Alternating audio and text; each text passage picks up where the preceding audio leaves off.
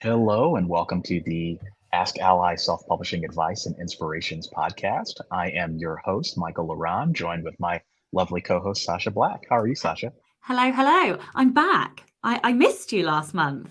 Yes. Well, okay. So the question is, how was your vacation? Paris was lots of fun. Disney was definitely the best part of Paris, I think. Um, Awesome. but yeah, it was good. It was fun. We did like very typically touristy things, if I'm honest. Yeah, yeah. Well, it's good to get away, especially when it's gloomy and cloudy, probably in England. Nicer weather in France, I imagine. Absolutely. Yeah, yeah. You got like a little bit. Um, but yeah, we're trying to hold off the snow here. We had snow last week and snow on my birthday, which I was very upset about because I don't really like snow. But this week we're just about holding it off. So I'm Wow. hoping for better weather. Well, we got like 6 inches where I live a couple of days ago. So You poor thing. yeah, yeah, exactly. But hey, we'll stop talking about depressing weather. Yeah, Glad you're back. It's good. We got the band back together again. we And do. so the point of this podcast is to answer your most burning self-publishing questions, right? And so um, we've got a good number of questions lined up today. And the first question, it's actually, there are two questions that are very similar, and we're just going to kind of lump them together. And that question is what to do when you have issues with Amazon. All right. So the first question was around someone who had a 70 plus author charity for Ukraine, and they had a lot of pre orders going on. And lo and behold, whatever the circumstances were, um, their pre orders got canceled by Amazon, and they're in a position of trying to get Amazon to refund the pre-orders and restore their pre-order capability for their account. The second question was around um, some issues that happened with Amazon thinking that this person was or was not, involved in some fraudulent activity, and having some issues just getting Amazon to even respond to their questions. So, the general tenor of this question is there are going to be things that happen with Amazon. What do you do when this happens, and how do you get them to communicate with you and get your account back? You have any thoughts, Sasha? I mean, it depends whether or not you're locked out of your account. But if you're not locked out of your account, then I mean, the first instance is to always go through the contact help desk, and to submit any evidence that you've got, any evidence of ownership over things, any sort of justifications you've got, ISBN accounts, those kinds of things to prove your rights. If you're in America, you're more likely to have copyright filed. And so if you have filed copyright, you can send those things. But other than that, I'm not entirely sure. Most of the issues that I have had, I have managed to deal with inside of the Dash. I think it's different if your account's been cancelled. Right. Yeah, I mean, I think that the best thing that you can do is just continue to write them and make your case. And if you're an ally member, we do have a service where you can certainly write us in confidence and explain your issue, via our contact form. And there's no promises, but certainly we could do our best to try to advocate for your behalf, or at least try to move the situation to a resolution.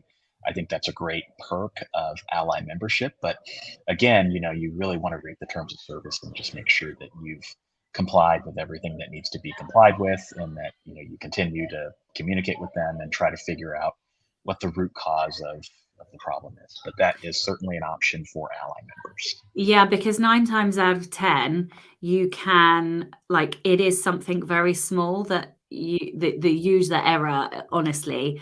I've done it myself, and they give very little detail. So if you can go through a process of elimination, you can usually find the cause, and if you can correct it, they will 9 times out of 10 restore anything that was taken away. Yep, agree.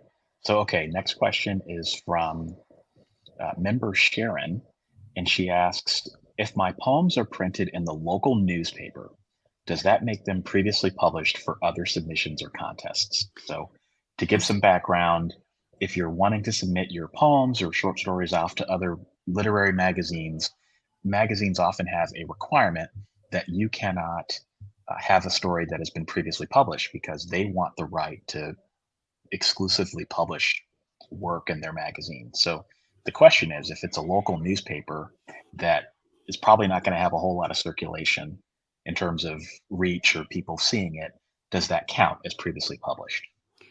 I mean, technically, yes. As far as I'm aware, published is published, which is why you always have to be careful with giving away the first rights, the first print rights. There's a certain terminology, I can't remember quite, it's first something or other. But then First zero rights. Yeah, and then you have to look at the terms and conditions on the competitions, because sometimes they'll take second or previously submitted, but published is published. So even things like on people's blogs or websites, that is technically published. So, and it depends, if they're talking about print publications, then that wouldn't necessarily count, but you do have to be very careful because published is published. That's exactly right. That's exactly right. And I would also say that I think most magazine editors would say the same thing. They would say that, unfortunately, yes, published is published. It's the same as self-publishing it or publishing it on Patreon. Even, Patreon is also a place where you're going to be considered published when you publish work there, even though it's behind a paywall. Okay, so unfortunately, I know, Sharon, probably not the answer you wanted to hear, but we would probably consider that to be published. But when in doubt, ask the magazine editor. Yeah. All right. Okay, so the next question is, I think this is an important question. It's from June. And I'll just read the question in its entirety. And that's that Ingram Spark account holders can use each monthly promo code up to 5 times per month with an annual maximum of 50 uses per Ingram Spark account based on the anniversary date. What is the anniversary date? Is it the date that you join AskALLi, or is it the date that you join Ingram Spark? All right, so I have to caveat this question and just kind of precede it with just saying that this is just our interpretation of the Ingram Spark guidelines. I think when in doubt, go to Ingram and ask them this question. Okay, but our understanding of the anniversary date is that it is the date that you first use your Ingram Spark code. All right, so if you join, AskALLi and then on February 1st you use an Ingram Spark code, then it's going to reset on March 1st of the following month. Okay. Now, again, don't quote us on that. That's just our understanding of how this works, but we would really highly recommend that you verify that with Ingram. I'm sure that if you sent an email to them, they would be happy to clarify and answer any additional questions that you have on that. Yeah. Yeah, there's been a clarification come through in the comments asking, what if you put your poem on a Facebook page? Does that mean previously published? My answer remains the same. Published is published. So if you are putting it anywhere where either customers, audience, or members of the general public can see it, then it is published. Arguably, that's a digital version of publication, but this is why we're saying you have to check the rules. And there are definitely some competitions that will be much more flexible, and others that aren't. So it's sort of no good asking us, really. You kind of have to ask the award committee or the competition committee to get clarification from them.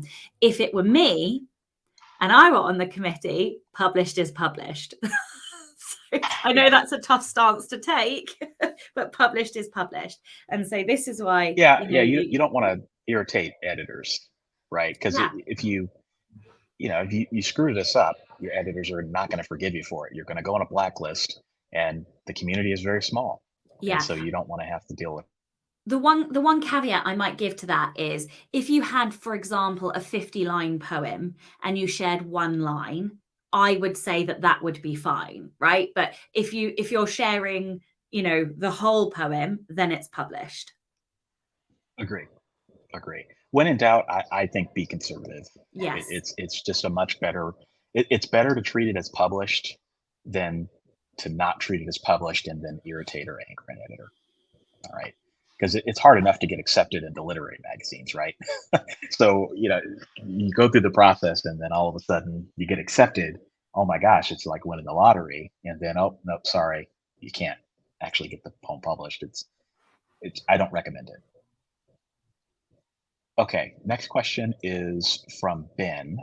And the question is, do you have any discounts available for Scrivener or Jutoh for drafting or formatting ebooks? Okay, so I did my due diligence and I logged into the member website, which is allianceindependentauthors.org, and I navigated to discounts and approved services and then discounts and deals because I wanted to check. And on the day that I checked, which I believe was about a week ago, we didn't have discounts for Scrivener or Jutoh. Jutoh? I think that's how you say it. Jutoh, yeah, it's Jutoh, sorry. a formatting software. Yeah. Yeah. So we didn't. But what I would say is that discounts and deals are being added and removed all of the time.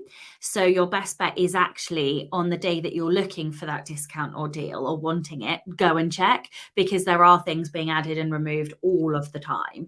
And so, yeah, I would just go and check. Yeah, absolutely. And that was going to be my answer. Yeah, unfortunately, don't have uh, discounts for those at this time, but who knows? When you're listening to this, you could be listening a year or 2 years from now. Maybe there will be something. So good stuff. Okay, next question is from Barbara. Barbara asks, when I upload uh, both my books to paper, when I upload both my paperback and ebook to Ingram Spark, I never got any reviews or never knew how reviews would come to me once I sold to bookstores. The only thing I got was a royalty. How do I get the information around reviews that are coming through my book on Ingram? Okay, so this is an interesting question because I did read this and they were also concerned that they didn't know who their books have been sold to. And unfortunately, when you don't sell direct, that is not data that you can get hold of. Amazon are the distributor and the sales platform. Therefore, the customers are Amazon's customers, not yours. The only way that you can get sales data is when you sell directly from your website. So if you sell an ebook or a paperback, you will have customer information. Now, in terms of the reviews, the only information that you're able to get is what is posted onto Amazon's site or Goodreads or any of the rest of it. So none of us know. We are all subject to the whims and fancies of all of the distributors.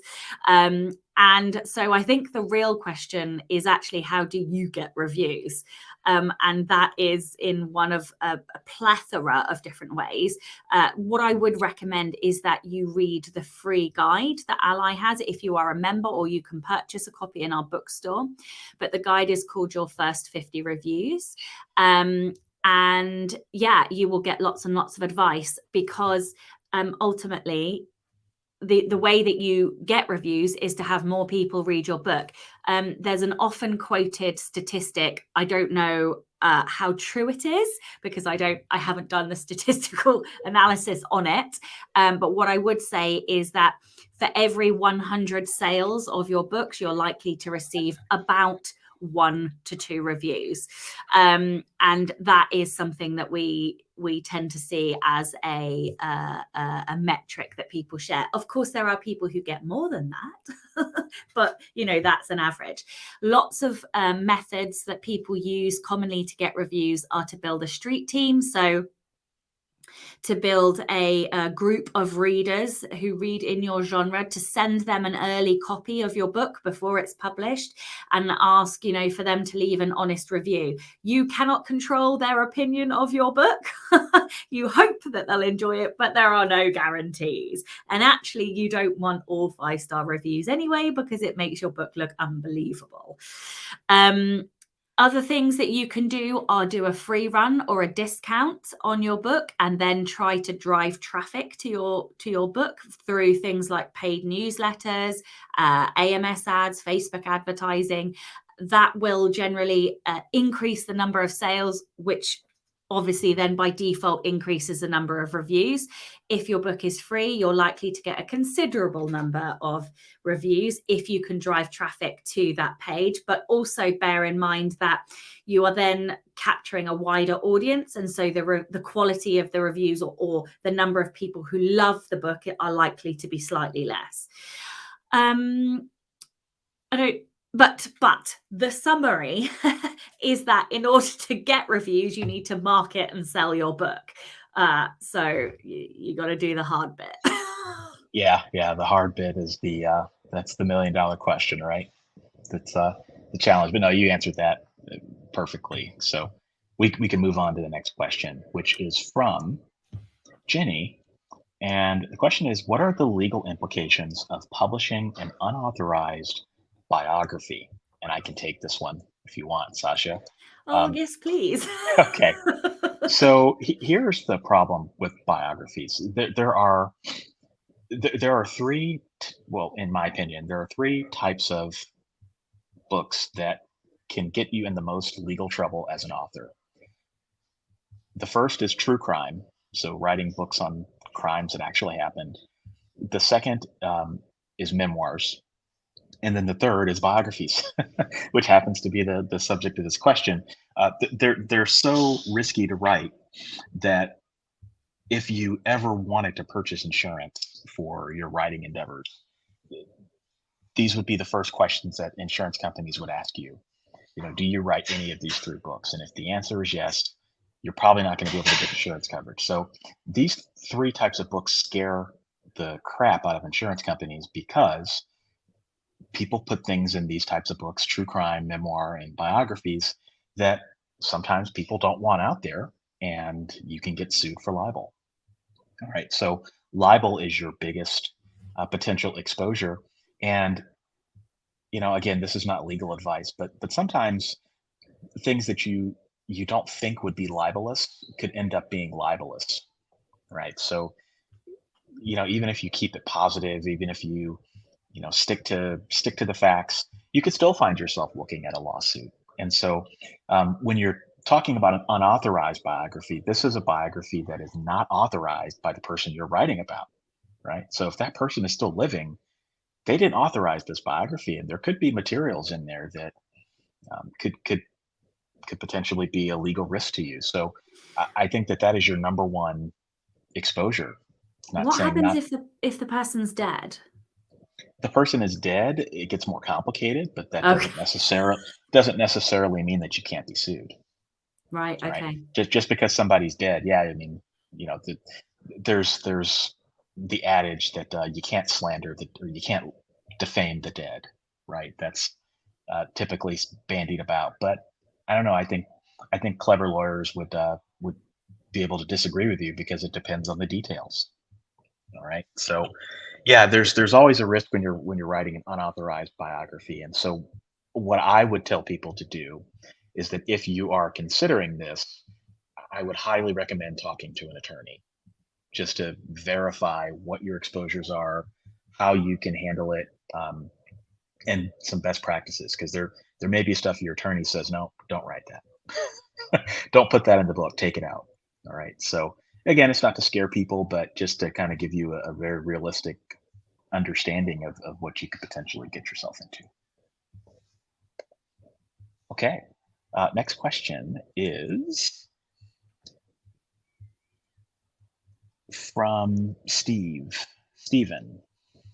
Stephen is currently working on publishing books number 3 and 4 in his children's book series while working on improving his newsletter and reader magnet strategy.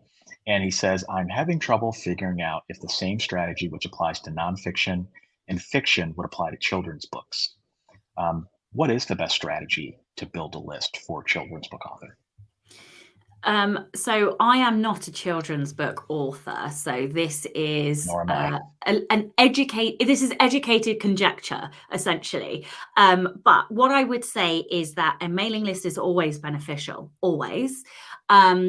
But what you need to remember is that the mailing list you're building is the parents, it's not the children. So that may change your strategy and the type of content that you're sharing. You may also be able to send less or fewer emails because the parents aren't necessarily going to be getting any, unless you had, like, I don't know, helpful content that you are helping parents to come up with fun games for their kids, or you're helping them with reading techniques with their kids. Unless you're going to spend a ton of time doing content marketing through your mailing list, you're probably able to do less work on your mailing list and just send launch information and a little bit more. Than somebody who's writing in a fiction, genre that has adult readers.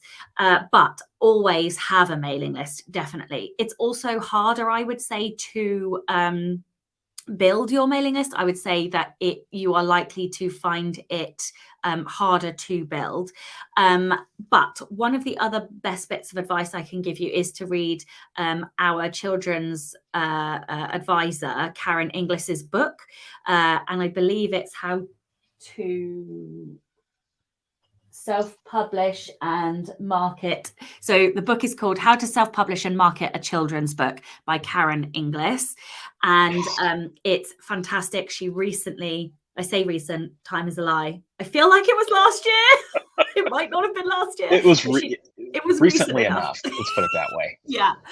She redid a second edition, and it is a chunky book. So there is stacks of advice in there. And the official title is Self-Publishing Children's Books, AskALLi's Guide to Kitlit Publishing for Authors. That's AskALLi's Guide. Karen also has a book herself. So there's two books there that you could go and read. There's AskALLi's book and then Karen's. Karen's, individual book as well. So to choose your own adventure. Yeah. Okay.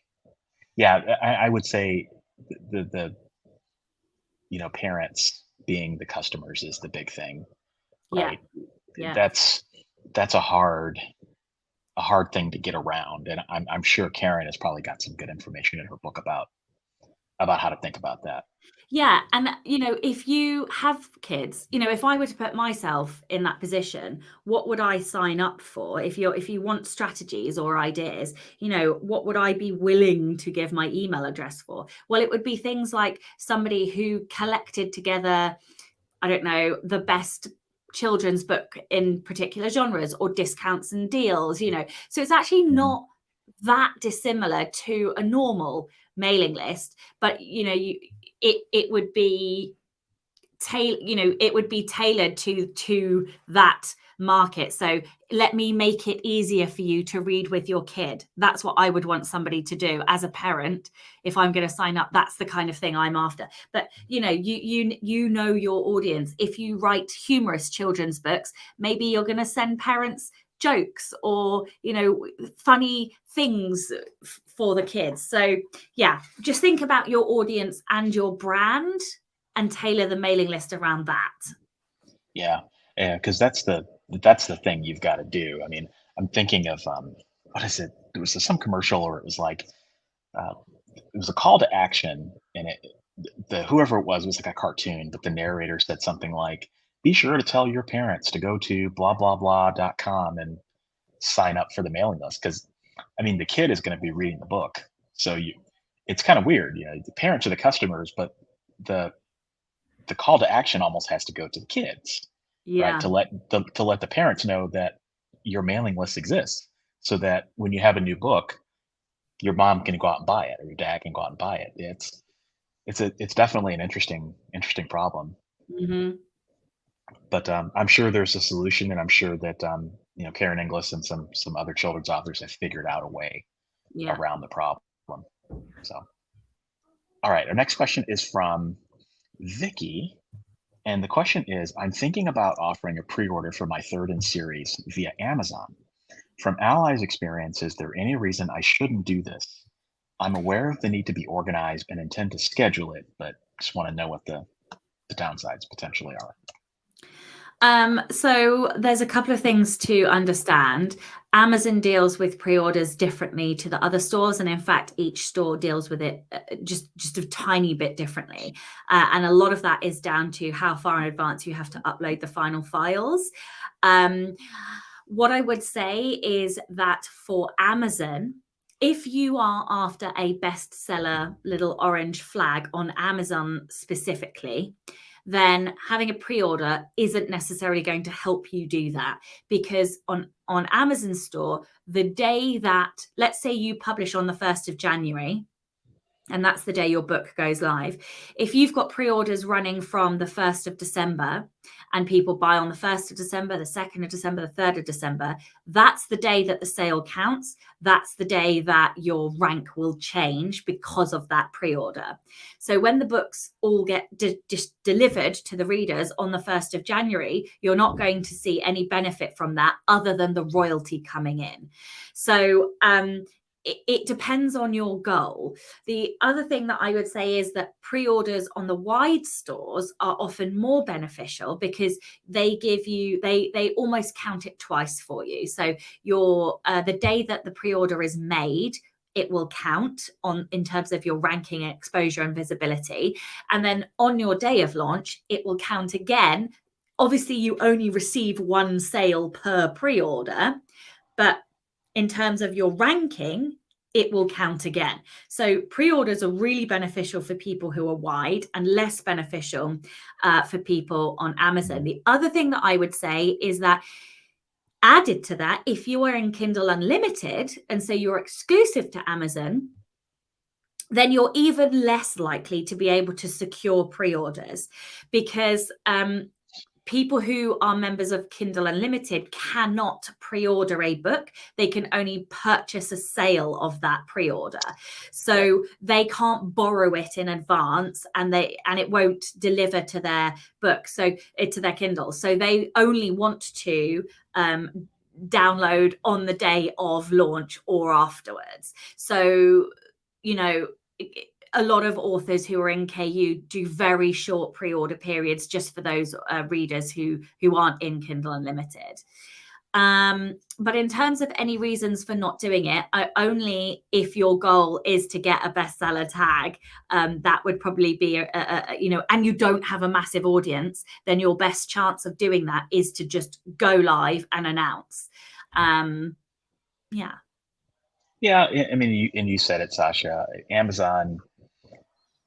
Amazon does pre-orders differently than everybody else, right? So, I mean, if you're a wide author and maybe your goal is to be a bestseller, but you don't care about the orange tag, you want to go after one of the big lists, then pre-order maybe could help you, or it could help you get sticky at the other retailers a little bit sooner than you would otherwise. I know that other retailers tend to like pre-orders a little bit more than Amazon does. Yeah, I mean, although the USA Today is gone now, so, and that was the big one that most indies got. So yeah, so that's not probably viable anymore. So yeah, I mean, to me, I think if you're going to do a pre-order, you probably should do it for the fact that you want to do a pre-order and get the book out there, as opposed to trying to hit a particular profit goal. Yeah, I think pre-orders are always better, or I take the word better back. I think pre-orders are useful for later books in the series. It's less useful for book one, but it's more useful if you're releasing book 2 or 3 or 4, Right. because then you are securing that sale from readers who have already read the first book. Or if it doesn't even have to be a book in a series. I mean, just pre-ordering for books for readers that already know you. Yes, exactly. I think is helpful. So, I mean, pre-ordering your first book, probably not going to be that helpful in the grand scheme of things. But once you've got multiple books out, even if it's a different series, it might not hurt to pre-order a book one if you've got existing readers. Yeah. But yeah. Okay. So the next question is from Michelle, and the question is, can I put an eco-friendly label on my print-on-demand books from KDP Print, for example, since they create less waste than traditional publishing? I don't think so. Yeah, I would do that. Just to be honest, a blunt, honest answer, what does eco-friendly mean? And how do you really know that print-on-demand services are more eco-friendly than traditional? I mean, maybe that is true, but I don't necessarily know that you can prove that. I just think No. putting that label on your book, I think raises more questions than it potentially answers. Yeah, that would be like saying Bitcoin is eco-friendly just because it's digital, when we all know that it's like the carbon emissions are huge for it. So Yeah, it's yeah, not, you can't, unless you are 100% assured of that fact, which yeah. I don't think any of us are, then I don't think that's something that we can say. Well, it's like saying natural flavors. I've Yeah. got natural flavors on my food. Yeah.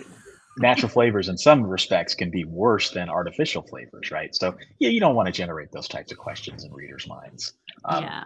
I think I understand the intent behind it, and I think it's a noble intent, but I just think it Too doesn't work. risky. Yeah. Doesn't Yeah. doesn't work for what we're trying to do as authors. So let's see. Next question is from Jim, and this is actually our last question, and it's that my wife is writing a specialized niche cookbook. I'm a graphic designer who's designing it. I'm looking for any kind of advice on self publishing companies, distribution, marketing. I am not on Facebook, so I can't use the AllALli form. So, to generalize this and kind of put a bow on the question, where do you start if you have no prior knowledge of self publishing? Yeah, so we have a guide that I can't remember the specific name of, but it's about using partner services, and we will get the Yes. name for that. But Yep. before Choosing a before self publishing service. choosing a Inspire a watchdog. self-publishing Yep. service. Oh, look at that! Aren't we a great team? Yes, we are. And that is Yeah. an AllALli guidebook, by the way. So AllALli Yes. members can get that free. Yes, by logging into the allianceindependentauthors.org and navigating to publications. So that's the first thing that I would say, is to look in that book, read that book cover to cover. The other thing is that we have a partner directory, which again, if you log into the member site, you're able to navigate to approved services, or also the partner directory where you can search for a service. You can be assured that anybody that you find in there has been vetted by the watchdog in order to even appear on that list. So you can be assured that they are legitimate and they're not going to scam you.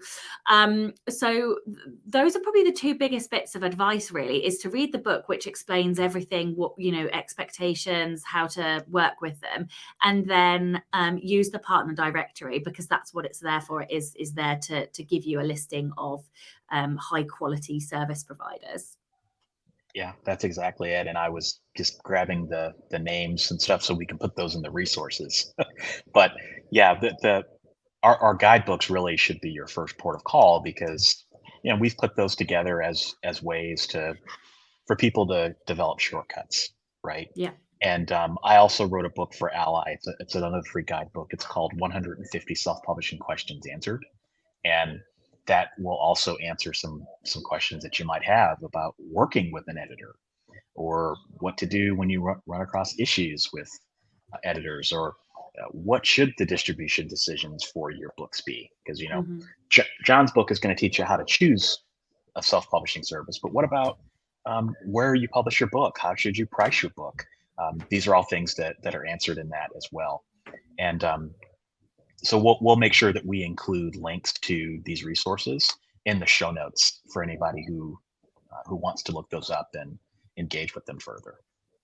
Superb. All right. Well, Sacha, that's another episode. Can you believe it? I can't believe it.